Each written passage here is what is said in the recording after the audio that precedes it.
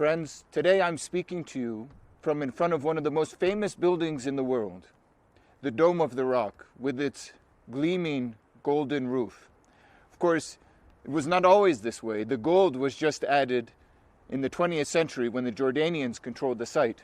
But the site itself is significant to Jews, Christians, and Muslims.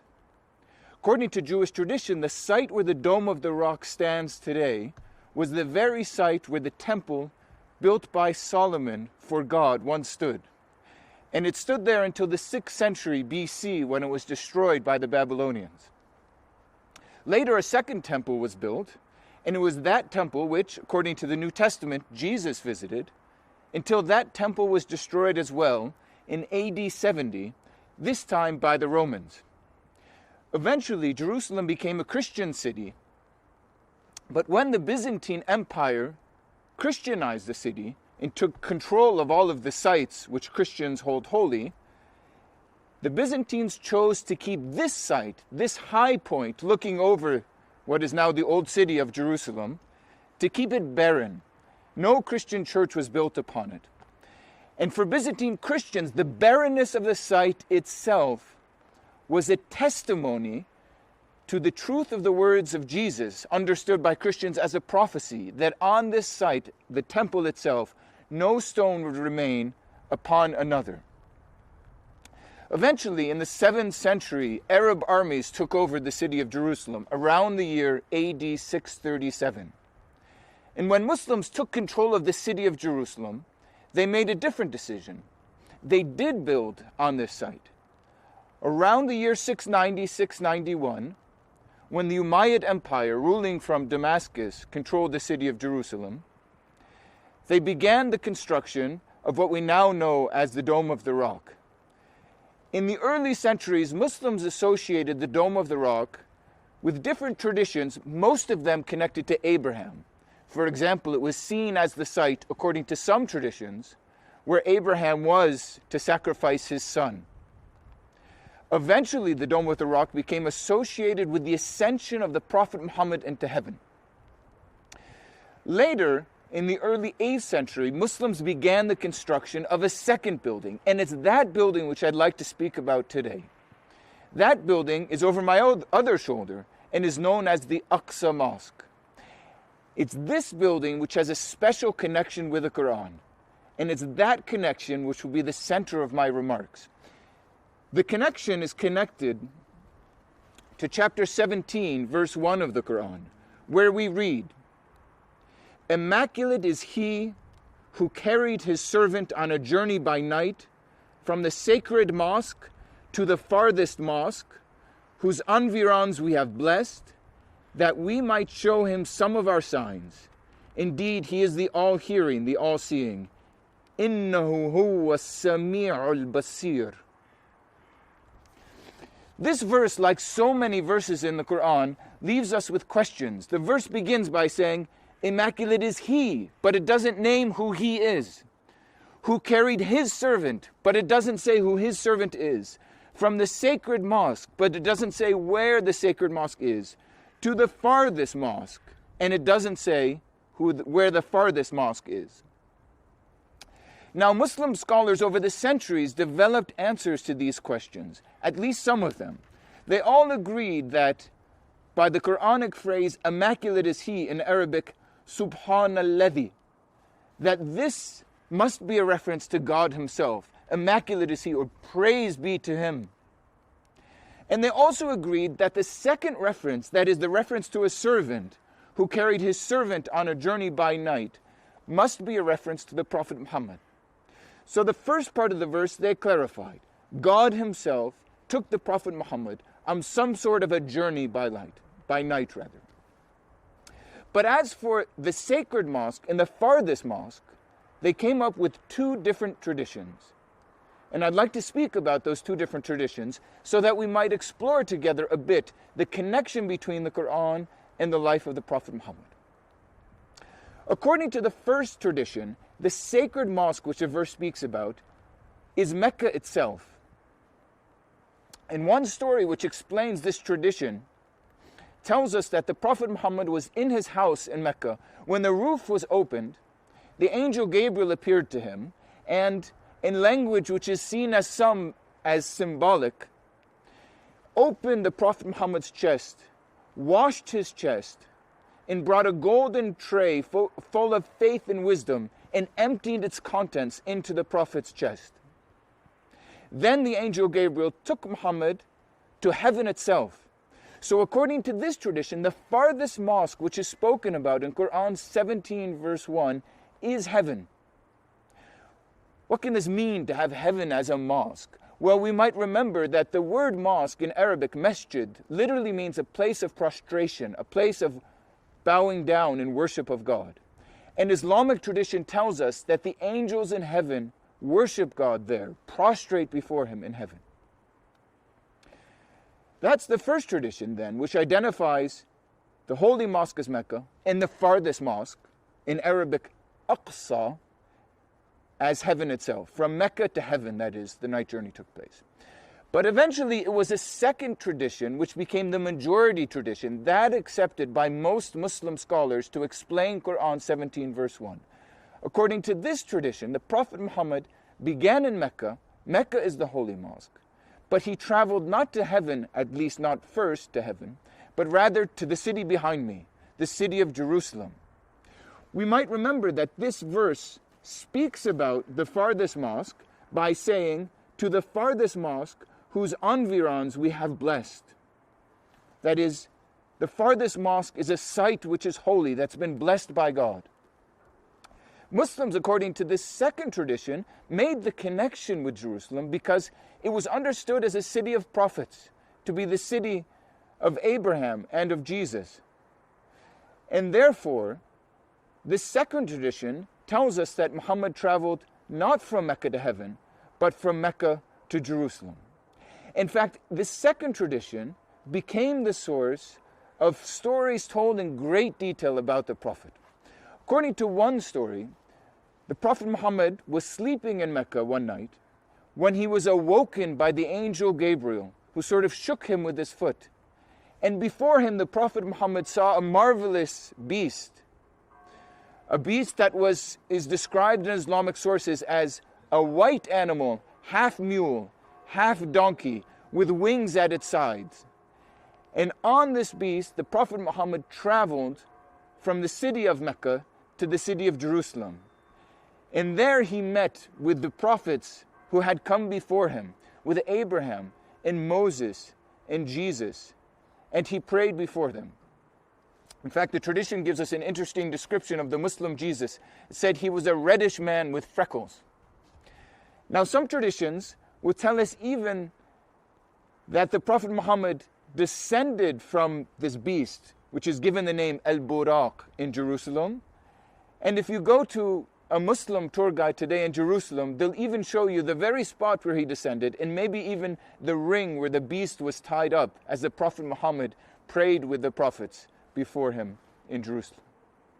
Now, there are two different sorts of versions of this tradition, one of which says that after the Prophet Muhammad prayed in Jerusalem with the other prophets, he returned to Mecca. But another one is connected with the Dome of the Rock. And it tells us that the Prophet Muhammad, after coming to Jerusalem, went to first what is now the Aqsa Mosque, and then he traveled to the Dome of the Rock, and from there, on the rock, which is at the center of the shrine, he ascended to heaven.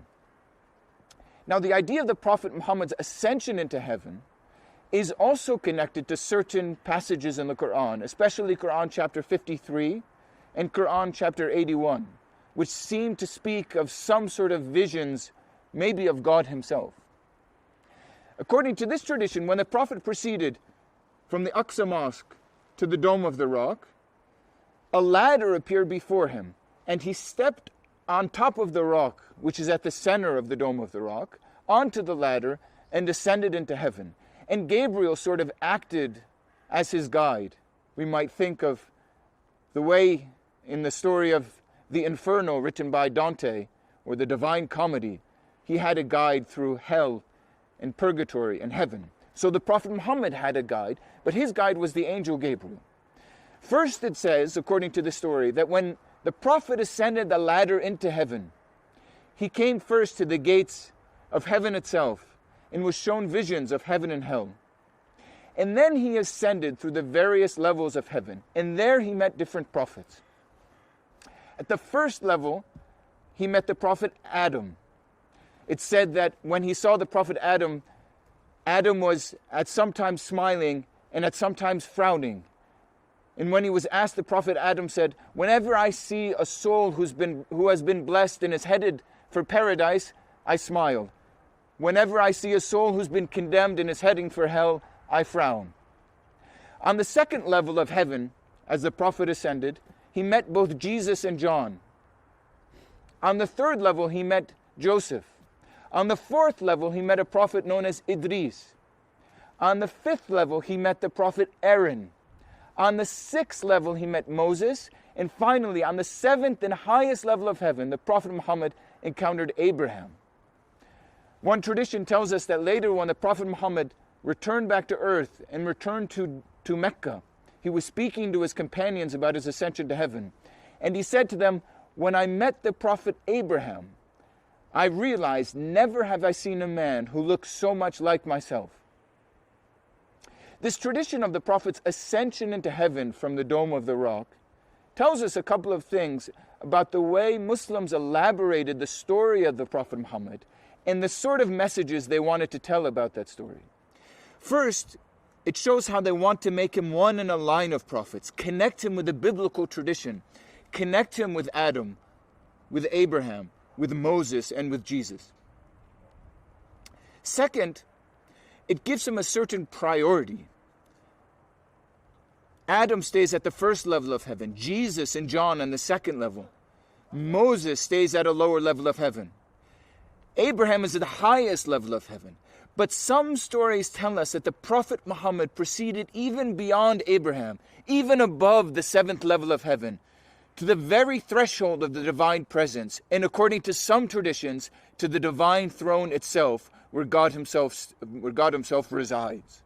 In addition, there's a third message which this story of the Prophet Muhammad's ascension to heaven, through the various levels, past the various prophets, tells us. It tells us that the Prophet Muhammad has a certain special connection with Abraham himself. Indeed, it matters that this tradition puts Abraham at the highest level of heaven. And it matters that we have the anecdote according to which Muhammad said, "Never have I seen a man who looks so much like myself." The third chapter of the Quran tells us explicitly that Abraham was not a Jew, was not a Christian, but was a Muslim. And in the following verse it says, "Those who are closest to Abraham are those who followed him, the believers, and this prophet meaning Muhammad." And so we see this story is meant to present Muhammad as an Abrahamic figure. But friends, let's return to the basic question here, which is the way in which a story was developed about the Prophet's night journey, and in a special way, the way the story was connected with the city of Jerusalem. And to be even more specific, the way the story was connected to this very spot, the Aqsa Mosque. Indeed, we might remember that the name of the mosque, Aqsa Mosque, the furthest mosque, is taken from the Quran itself. That is, the construction of this mosque and the giving of the name Aqsa, or furthest mosque, was a way of saying, we can explain to you Quran chapter 17 verse 1. We know where the Prophet's night journey took place, from Mecca to Jerusalem, and to this very spot. Friends, the interesting thing, and the point which I'd like to focus on in conclusion, about the traditions of Muhammad's night journey, is that the different versions, or the different traditions, are all logical readings of Quran 17 verse 1. That is, it's logical to see the journey from the holy mosque to the furthest mosque as a journey from Mecca to heaven. Remember, the Quran in chapter 17 verse 1 describes this holy mosque as saying, its environs or its surroundings we have blessed. And indeed, this could be a description of heaven. It's far away from Mecca, and it's a holy place. But the second version as well, the second tradition which connects Mecca to Jerusalem, is also a logical reading of this verse. It's far away from Mecca. It could be the furthest mosque. And it's a holy city, the city of the prophets. We can see then why Muslims, in naming the Aqsa Mosque,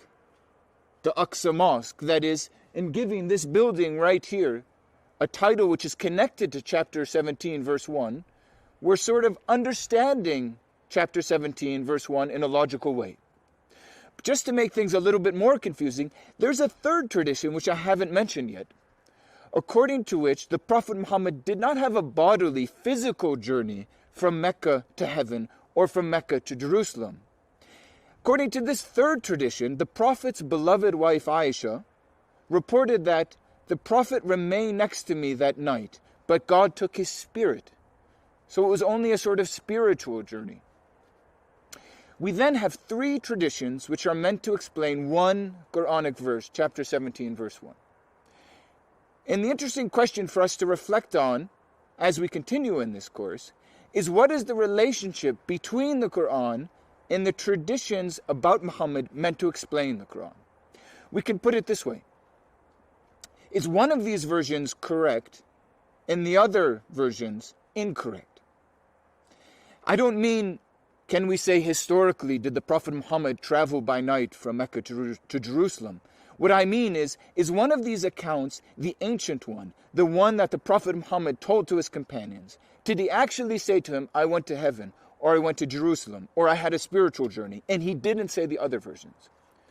Or is it possible that all of these versions are sorts of commentaries of the Quran, or we might call them exegetical, that is, stories meant to explain something in the Quran?